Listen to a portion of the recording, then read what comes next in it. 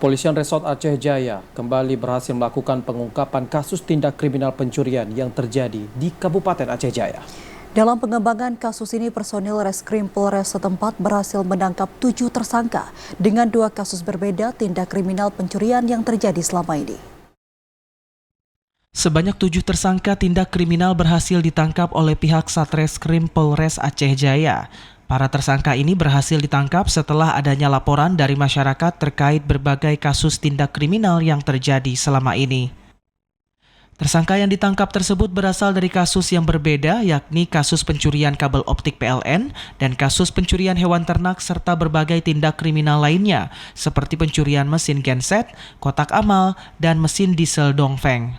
Selain berhasil menangkap para tersangka, personil Satreskrim Polres Aceh Jaya juga berhasil mengamankan berbagai barang bukti yang disita di sejumlah tempat.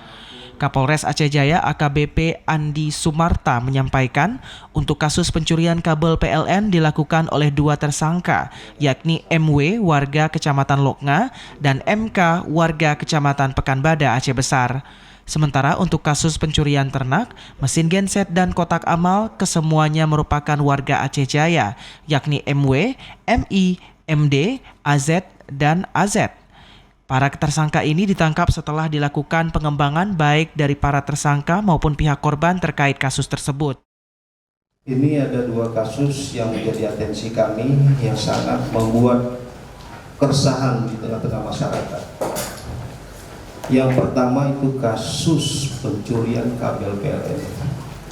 Ini hal yang sangat